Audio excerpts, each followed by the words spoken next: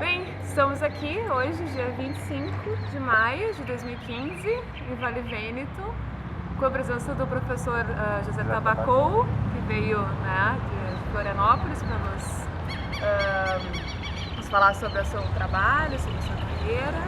Enfim, o professor Luiz Davi, Letícia, Cássio Gabriel e eu, Ana Paula Mangueira. E a Letícia, que está ali escondida atrás da câmera, mas logo vem aqui. E aproveitamos a oportunidade então para seguir a conversa. Tabacou, assim, a gente, claro, além de tudo que tu já falou hoje, que foi muito inspiradora, assim, inclusive, né? Bem bacana para todos, creio eu. Tanto até em questões de arquitetura quanto de paisagismo, enfim. Porque mesmo as questões que a gente fala para paisagismo se aplica para urbanismo e arquitetura, né? Inclusive, muitos dos alunos estavam fazendo associação. Pô, mas isso que o Pipe estava falando lá na DCG. Conceito, daí cai a ficha das crianças, não dão... Acho que dá autoridade. Dá um pouquinho de reforça nessas coisas. Mas enfim, desculpa. Não, a pessoa vem de fora e todo mundo respeita. Essa questão da fractalidade, né? Das escalas, aí o pessoal não... Acho que entra aqui, sai aqui, daí alguns sempre ficam, né? Bem, mas enfim, a gente tem algumas perguntas que algumas são mais específicas, assim, além do que tu já comentaste na palestra hoje pela manhã.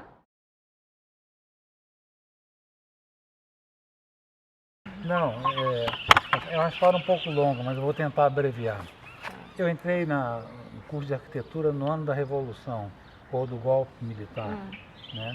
Então, um mês depois de estar na faculdade, aconteceu o golpe e as instituições foram todas praticamente destruídas de um dia para o outro.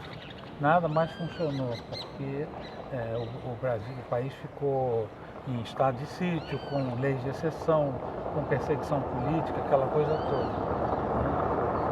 O presidente, deposto o Jango, né, ele tinha um pouquinho antes de fugir, ele tinha feito um decreto duplicando o número de vagas em todas as universidades federais. Então, a arquitetura também duplicou, entraram 300 alunos, tinha 150 vagas, entraram 300, e depois os outros 150 candidatos que não tinham entrado, entraram por mandado de segurança.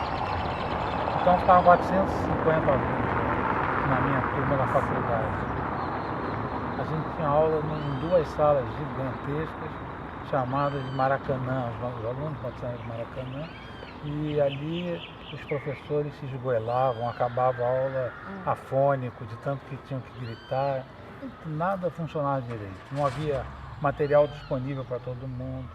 E os alunos da minha turma começaram a perceber que o curso ia ser difícil para a gente nesse sentido. E a solução que nós encontramos na época foi de procurar alternativas de trabalho, de trabalhar em escritórios. Desde o primeiro ano, todo mundo procurava trabalhar em escritórios de arquitetura, porque na faculdade o ambiente não era assim demais de aprendizado, sabe? Então nós também, eu e o Haruyoshi, que está lá no escritório até hoje, nós estávamos voltando da faculdade e tinha uma placa no aterro do Flamengo do escritório dos Lemarques. Aí eu ia dirigindo, falei para ele, anota aí, vamos lá pedir para fazer um estágio. E aí ele anotou o telefone, o endereço, nós fomos lá, batemos na porta, para fazer um estágio. E para nossa surpresa fomos aceitos. Eu não esperava, na verdade eu não esperava ser aceito, né? Mas fomos. As circunstâncias eram favoráveis. O Lemarques tinha acabado de um mês e pouco antes, tinha brigado com todos os sócios que ele tinha na época, estava sozinho, não tinha nem material de desenho mais no escritório, né? E tanto é que os primeiros trabalhos nós fizemos usando os nossos materiais, né? A gente começou assim, né? E só que, assim, se tem algum mérito no que nós fizemos, foi de ter ficado lá, porque a gente ficou o primeiro ano sem fazer praticamente nada. Não tinha trabalho, não tinha nada. Nós ficamos no escritório, ia lá todo dia, aí inventamos de arrumar o escritório, porque os projetos eram totalmente desarrumados, sabe assim? Às vezes o Roberto pedia um projeto para a gente olhar e a gente tinha que abrir todos. Eram rolos. Assim, se pegava um rolo, tinha uns tubos, aqueles vermelhos de cartão, né? mas sem etiqueta, sem nada. Aí tinha que abrir, olhar, não é esse, não é esse, tinha que abrir tudo, né? Entendo. Nós ocupamos nosso tempo isso, fizemos uma super organização, desenhamos um móvelzinho que depois passou a ser apelidado de órgão, porque os tubos estavam em pé. E a gente fez uma escadinha para poder botar a etiqueta e todas as etiquetas serem visíveis. Né? Então virou o órgão. Percorria as paredes do escritório, assim, de um lado e do outro, sabe? Aí acabou aquilo, e agora? O que a gente faz? E nada de trabalho, né? Enquanto isso passava muita gente, assim, passaram colegas de faculdade, já estavam no 4º ano, quase saindo, 5º ano, tal, mas não tinham... Eles não se animaram a ficar porque não acontecia nada. O Roberto foi muito amigo de um botânico de Minas chamado Melo Barreto. Ele não era de Minas, era do Rio, mas morava em Minas. E esse Melo Barreto fez para o Roberto um arquivo de plantas, vegetação, né? Mas tudo manuscrito. Então nós batemos a máquina, todos eles, todas as plantas. Fizemos um para o escritório e um para cada um de nós. Mandamos fazer, imprimir fichas, essas coisas. Mas de paisagismo mesmo, nada. Aí depois começou, um ano depois mais ou menos, aí começou a aparecer trabalho, projeto, coisa assim, aí a gente foi gostando mais, sabe? E fomos, eu fiquei 17 anos, depois resolvi sair para trabalhar sozinho. O Haru continua até hoje, porque ele inclusive herdou o escritório do Burle Marx, né? O Burle Marx deixou a empresa para ele em herança. E ele continua trabalhando lá e produzindo.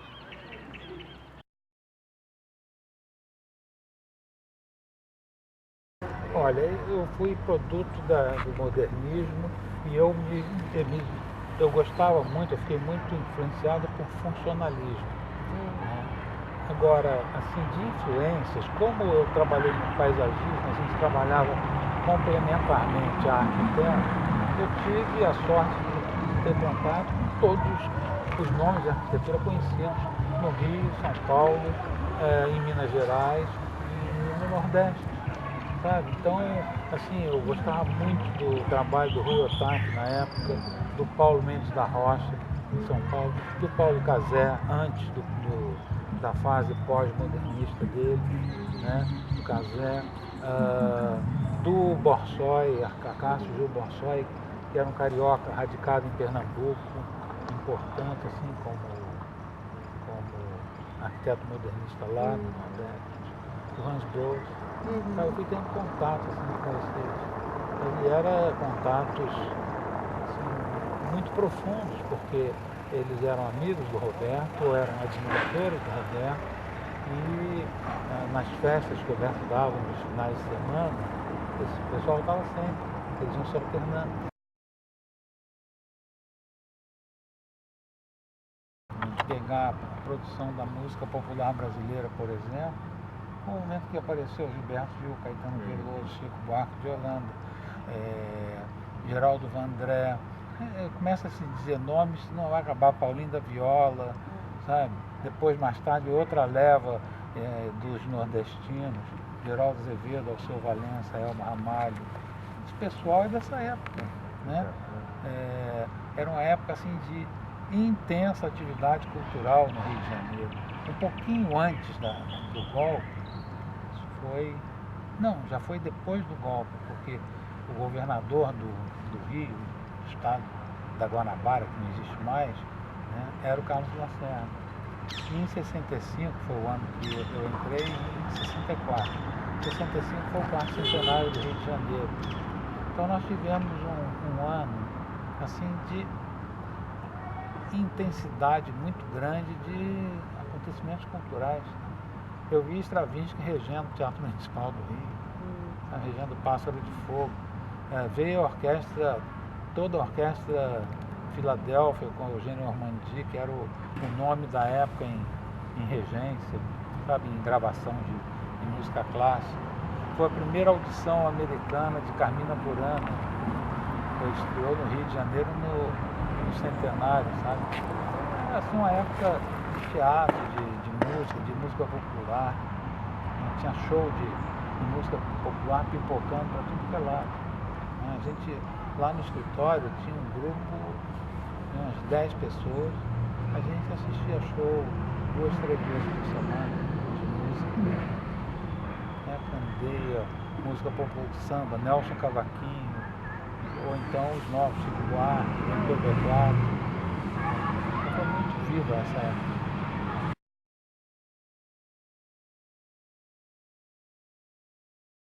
Olha, para mim, o mais marcante certamente foram as discussões de coleta que a gente fazia.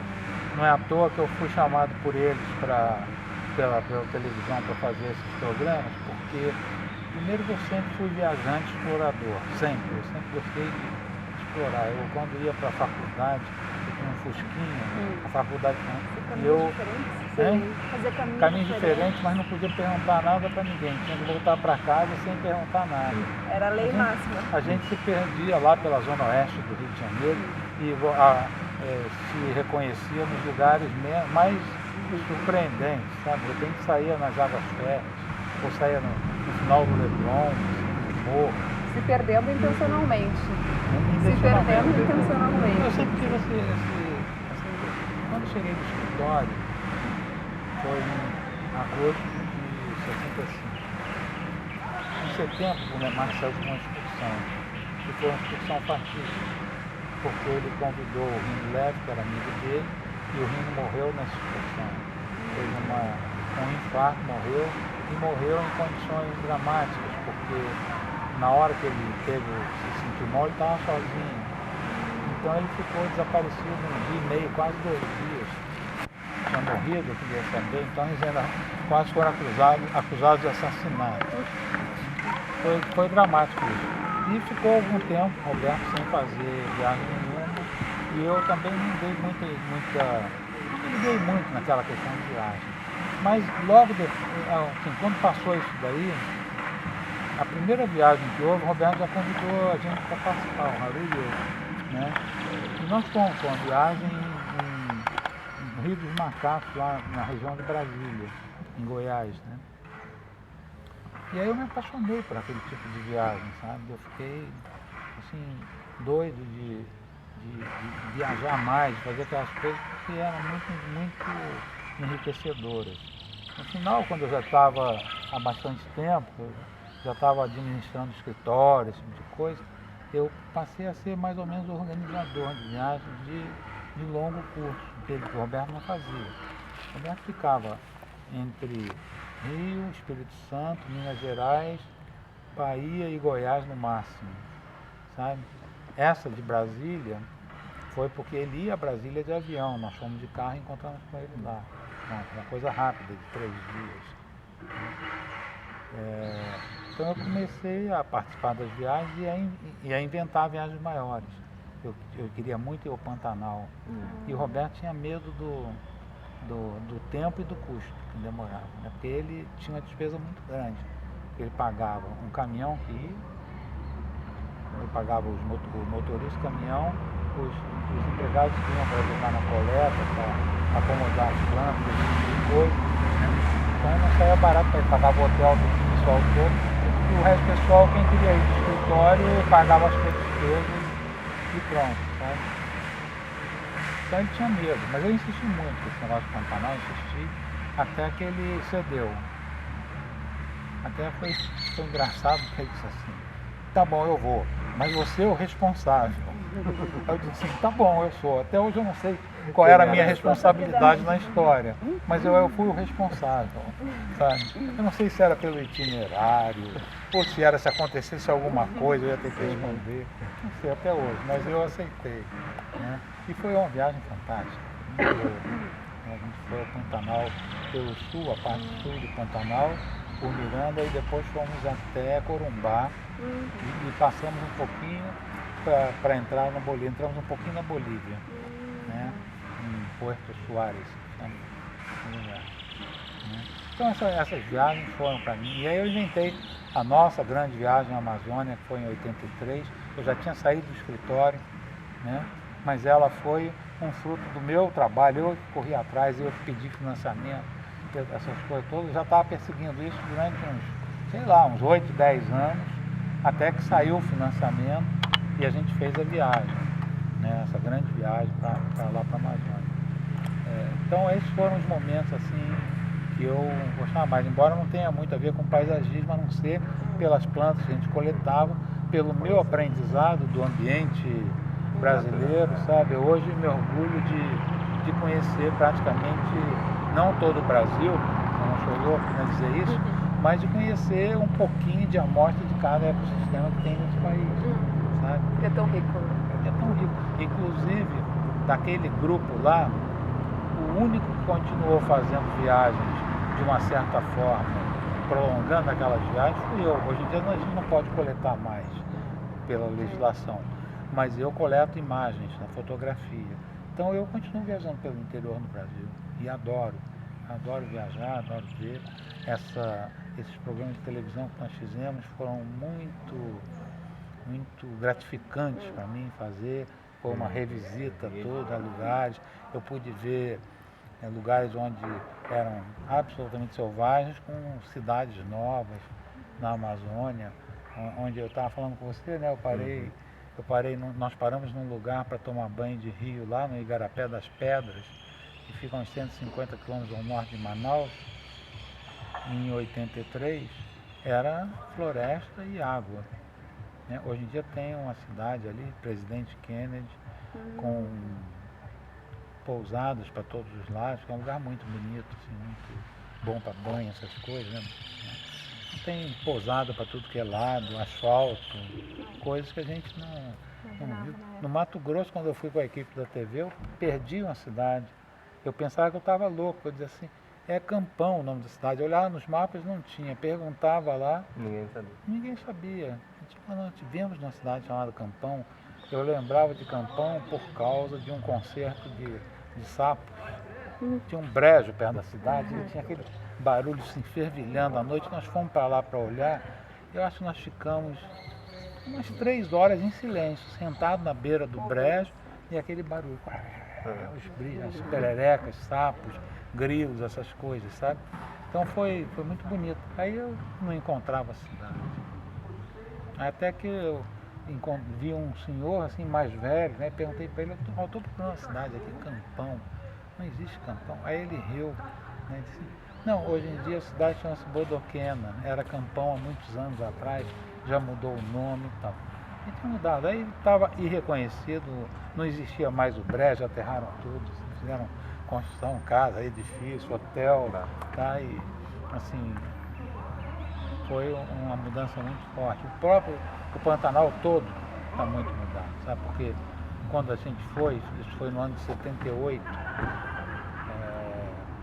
a gente via animais, jacarés, porco-espinho, pacas, sabe? Tudo na beira da estrada de terra, de Miranda para Aquidauana. Miranda para Corumbá. Hoje em dia é asfalto, você não vê um bicho, não vê pântano mais, não vê pântano, não, brejo, água, não tem mais, aterraram tudo ao longo da estrada, sabe? Acabou-se. Para ver alguma coisa de original do Pantanal, você tem que ou pegar um daqueles resorts que tem um jipe tracionado que te apanha no aeroporto de Campo Grande e só eles conseguem chegar numa estrada assim, bem difícil e tal, né? É a única forma de você ver a amostra do Pantanal como ele era.